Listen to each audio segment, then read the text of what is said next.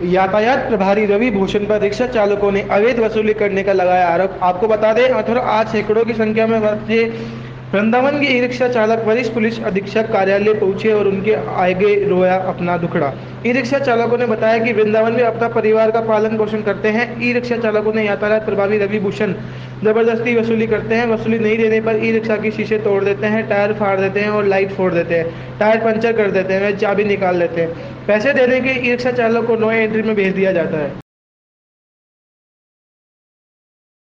SSP कार्यालय लोगों के साथ आए, किस समस्या को लेकर आए? आज हम एसपी ट्रैफिक के पास आए थे। कल मेरी इनसे दूरभाष में बात भी हो गई थी कोतवाली वृंदावन से, क्योंकि कल एक इन लोगों का ही साथी पकड़ के पुलिस ने पीटा भी, ट्रैफिक पुलिस ने, और बंद भी कर दिया।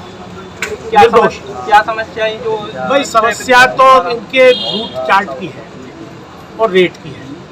वो निर्धारित हो जा रहा है रेट, लेकिन उसमें कुछ हो सकता है लोग अनुचित लेते हो, थोड़ी गलती इन लोगों की भी है, मैं मानता हूँ। कभी कभी देखा जाता है इन लोगों के द्वारा मतलब वसूली, जो श्रद्धालु आते हैं बाहर से, बाहर वालों को नहीं मालूम, मतलब ज्यादा पैसे ले लिए जाते हैं, कहीं कहीं लेते होंगे साहब। मेरे को तो इस बात का ज्ञान नहीं है कि लिए इन्होंने, लेकिन लेते होंगे, मैं उसको डिनाई नहीं कर रहा। लेकिन इनको भी थोड़ा सा ध्यान रखना चाहिए, उससे हमारी मथुरा की वृंदावन की छवि खराब हो। तो इनको, ये मथुरा के नागरिक हैं, इनको इस बात का ध्यान रखना चाहिए कि मथुरा और वृंदावन की छवि खराब न हो।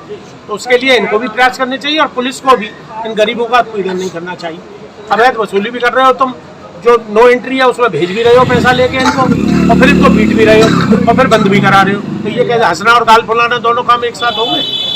भाई आप जो अवैध वसूली कर रहे हो, कौन मतलब ज्यादातर होमगार्ड के और ट्रैफिक पुलिस के, पुलिस वालों का कोई इंटरफियरेंस नहीं।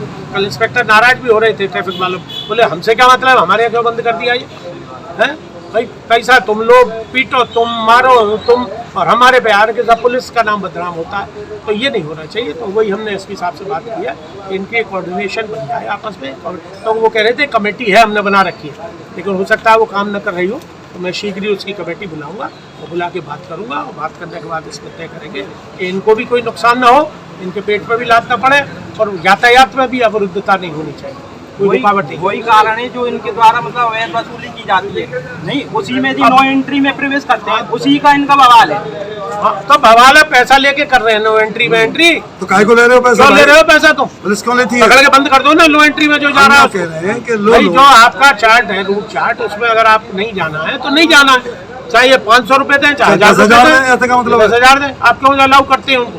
अब आप ही गलत काम करा रहे हो, आप ही इनको पकड़ के बंद कर रहे हो, आप ही इनको पीट रहे। मान लो पैसा नहीं दे और फिर इनके टायरों को फाड़ देते, उसमें पेच का घुसा देते। अभी गरीब आदमी जैसे तैसे तो कर्ज लेके ये लोग टर्री खरीदते हैं, उसको तुम बस्ट कर देते हो।